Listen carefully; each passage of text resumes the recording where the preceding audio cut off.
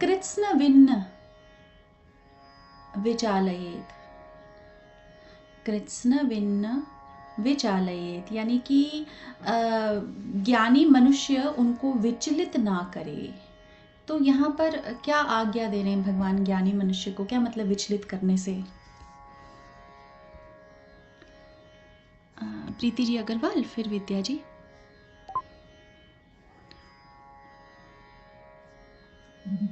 ना जय श्री कृष्ण। दीदी, ज्ञानी पुरुष तो तत्वज्ञ रहते हैं, तो वो उनको ज्ञान तो नहीं समझा सकते। तो भले ही वो हाँ, सकाम काम भी कर रहे हैं अज्ञानी, तो उनको करने देना चाहिए, अदरवाइज वो नीचे के स्तर पे चले जाएंगे। बहुत अच्छा, तो कम से यही कम आज्ञा दे रहे हैं। जी, क्योंकि उनको इतना, उनकी स्थिति, अज्ञानियों की इतनी स्थिति नहीं है कि ज्ञानी द्वारा बताई गई चीज को वो ग्रहण करे, तो वो जो कर रहे हैं उसको भी छोड़ देंगे। ठीक बात, बहुत अच्छा। विद्या जी। जय श्री कृष्ण दीदी। दीदी पीछे जय भी श्री हमने कृष्ण। बुद्धेर भेदन वो वाला बुद्धि श्लोक विदय जने या ज्ञानंग कर्म संगिनाम। बिल्कुल, मीनिंग का था वो लेकिन श्लोक। उससे भी ज़्यादा माइल्ड बात यहाँ पर भगवान कह रहे हैं। तो बुद्धि भेद तो नहीं उत्पन्न करना, आपने ठीक पकड़ा। गीता के प्रश्न का जवाब गीता के उसमें ही दिया जाता है तो और भी आनंद आता है। बहुत अच्छा, एक श्लोक से दूसरे श्लोक का उत्तर दिया आपने। बहुत अच्छा, थोड़ा सा 2 लाइन में बताइए। हाँ, कि वही जो सकम बुद्धि वाले रहते हैं, वो जो भी हम्म, कर्म करते हैं तो उन्हें उन्हें करने देना चाहिए, क्योंकि ज्ञान योग से वो समझ नहीं पाएंगे।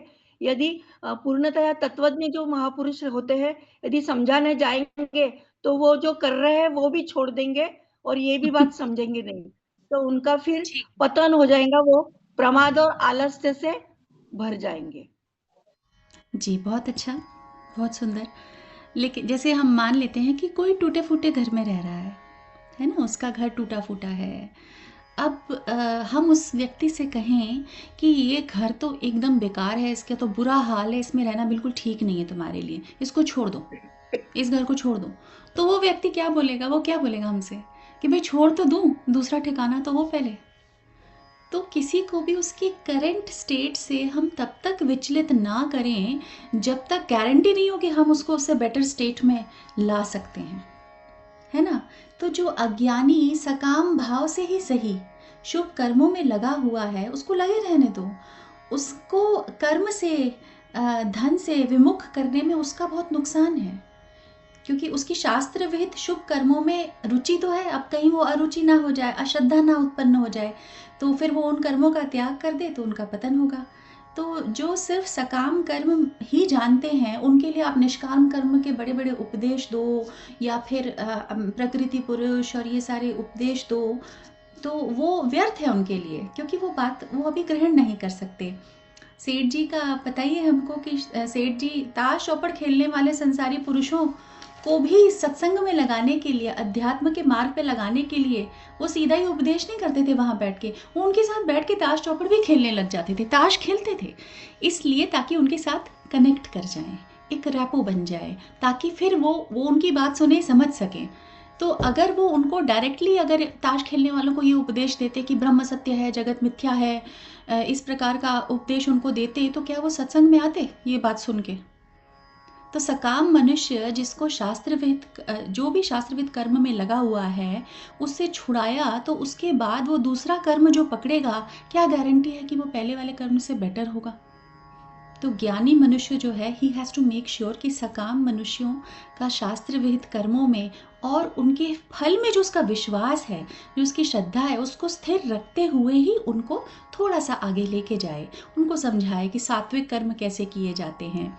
ज्ञानी मनुष्य को क्या चाहिए कि अपने किसी भी बात से, किसी भी क्रिया से, किसी भी हाव भाव भंगिमा से, संकेत से किसी को ऐसी बात ना लगे जिससे वो विचलित हो जाए। सकाम भाव से विचलित करना है, स्वामी जी समझाते हैं, कर्म से विचलित नहीं करना।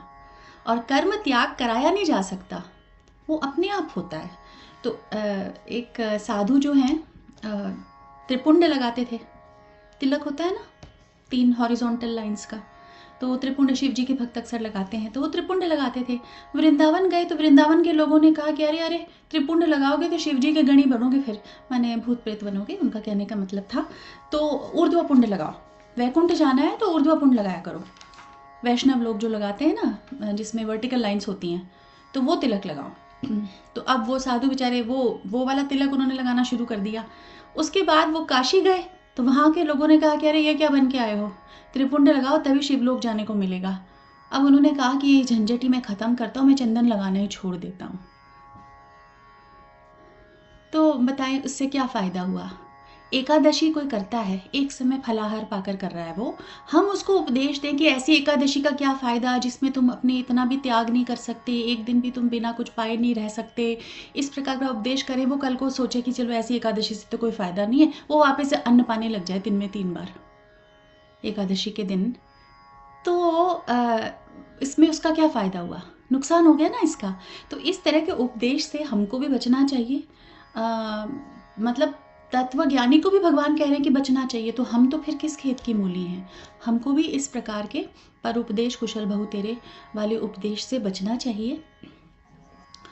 ऊपर जाने के लिए किसी नीची वस्तु को छोड़े ये तो ठीक है, लेकिन उससे ऊपर वाली वस्तु को पकड़े नहीं और नीचे वाले को भी छोड़ दे तो फिर कितना नुकसान है ना। तो पहले भी कहा था, जैसा आपने कहा विद्या जी ने, कि न बुद्धि भेदम जनयेत, बुद्धि भेदम न जनयेत, बुद्धि भेद उत्पन्न मत करो। ज्ञानी को बहुत सावधान रहना है, ऐसा भगवान समझा रहे हैं। श्री अखंडानंद जी सरस्वती जी बताते हैं, एक किस्सा बताते हैं कि श्री उड़िया बाबा जी को वृंदावन में कोई बिहारी जी के दर्शन करने के लिए ले जाता था मंदिर, तो वो वहाँ खड़े रहते, दर्शन कर लेते। तो वहाँ के जो गोस्वामी थे उनको बुरा लगा, वो बोले कि भाई ये तो बिहारी जी को प्रणाम ही नहीं करते। तो अखंडानंद जी महाराज जी ने श्री उड़िया बाबा को बोला कि वो लोग ऐसा बोल रहे हैं, बुरा मानते हैं। तो वो बोले अरे तुमने याद क्यों नहीं दिलाया मुझे याद नहीं आता। तुम एक काम क्या करो, थोड़ा सा ऐसे हाथ लगा दिया करो, छू दिया करो, तो उससे मुझे याद आ जाएगा, तो प्रणाम कर लूँगा। अब उन्होंने अहम ब्रह्मास्मि का उपदेश तो देना नहीं शुरू कर दिया गोस्वामियों को। बात मान ली, बोले हाँ मैं प्रणाम कर दिया करूँगा, थोड़ा सा याद दिला देना।